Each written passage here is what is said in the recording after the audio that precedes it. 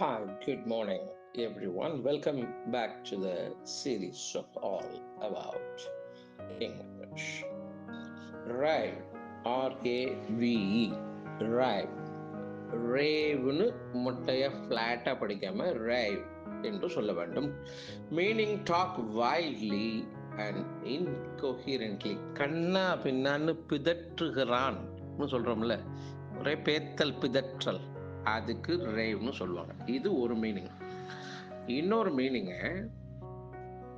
ரொம்ப என்தூசியாஸ்டிக்கா, ஆர்வத்தோட அப்படியே வைல்டா ரசிக்கிறாங்க அப்படின்னா அதுக்கும் ரேவ் தான்.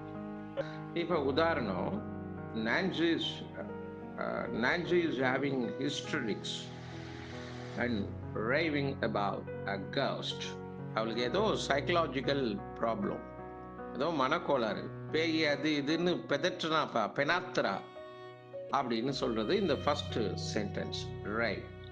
இன்னொரு எக்ஸாம்பிள், தேர் டூ ரிசீவ்டு ரேவ் ரிவ்யூஸ் அப்படின்னா ரொம்ப ஆர்வத்தோட எல்லாரும் ரிவ்யூ கொடுக்குறாங்கப்பா அதுக்கு, அவங்க டூரை பத்தி அப்படின்னு அர்த்தம். தே enthusiastically they like it, they mad about it அப்படின்னு அர்த்தம்.